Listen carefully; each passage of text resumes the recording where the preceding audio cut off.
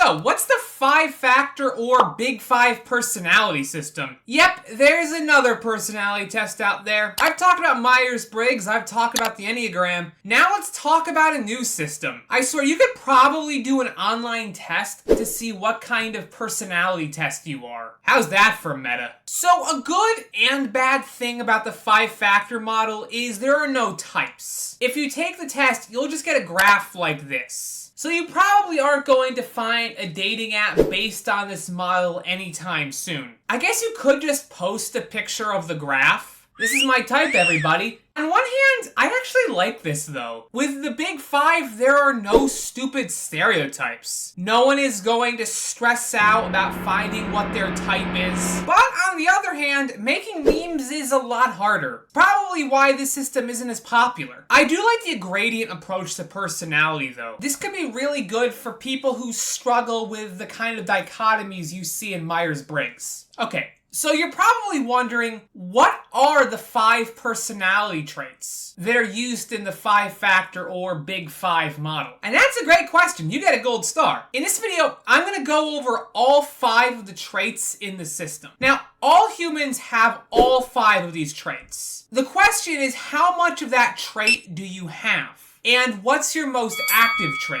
Hey, post-editing Treble here. I just wanted to say that if you really wanted to, you could create personality types by ranking the 5 factors. Like, so let's say your highest trait was openness, then your second one was agreeableness, and so on. There's actually a variation of the Big 5 called Sloan, and this is what it basically does. It creates personality types based on Big 5 profiles. Just wanted to get that out of the way. Thanks. Now back to the video. You can remember the 5 traits with the acronym OCEAN, which makes the system a lot easier to learn. O stands for openness. This is about openness to new experiences. No human wants to do the same thing every day for all eternity. They say you'd get bored living on the beach every day. But personally, I think that's kind of crazy. Have you ever been to the beach? There's nothing there but sand, fish bath water, and fat hairy dudes in Speedos. You'll get traumatized in just a few seconds. Some people, though, are really content with their life. They have their favorite Starbucks drinks and their favorite YouTuber. And if you try to change any of those things, they'd be kind of upset. C stands for conscientiousness. Normally when I think of somebody with high conscientiousness, I think of somebody who knows enough not to run into a library with a boombox.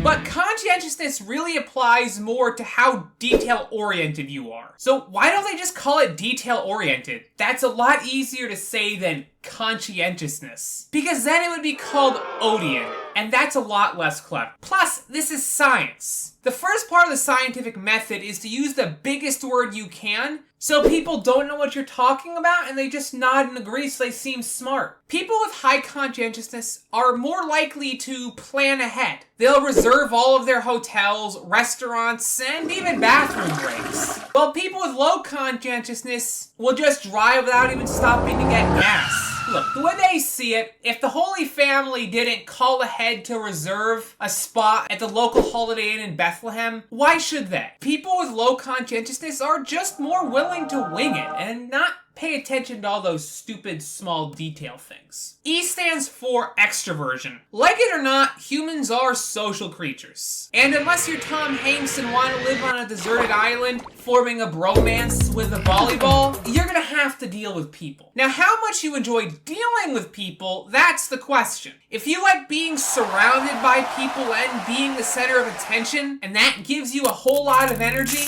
you're probably high in extroversion. A stands for agreeableness. When we deal with other people, they're going to have their own feelings and opinions. People aren't volleyballs after all. Now, how receptive you are to other people's feelings and opinions will show how agreeable you are. Are you the type of person to get walked all over by any random moose asking for a muffin or mouse looking for a cookie? Then you're probably really high in agreeableness. But if you're the kind of person who will slow down on the highway and run your windshield wiper cleaner to squirt the person tailgating you, you're probably low in agreeableness. With all of these traits, there is a spectrum. You can be agreeable without being a doormat to zoo animals. Or you can be unagreeable without being a jerk.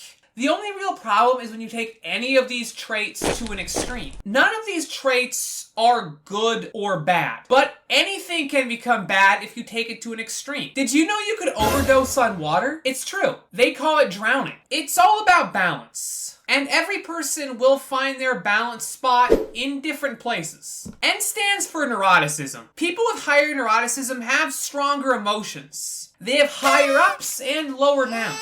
People with higher neuroticism can get really easily stressed out by work or school. And they're a lot more likely to cry during movies and commercials. People with lower neuroticism tend to be more emotionally stable and more logical. And we have breaking news. Some people weren't happy only having 5 traits, so they decided to add a new trait. Darn scientists making everything more complicated. Now they're adding a new letter to the big 5. Imagine if somebody added a new letter to Myers-Briggs. Oh wait, 16 personalities already did that. Yet they don't call it the 32 personalities, do they? Anyway, the new letter is H for humility. Basically, people with high humility are a lot less likely to be narcissists. They see that other people are just as important as they are. This makes them a lot nicer to talk to. People with high humility are also a lot more likely to be honest and play by the rules. Now I'm gonna be honest, I really don't like this new trait. With the other 5 factors, none of them were necessarily good or bad. But the humility trait feels like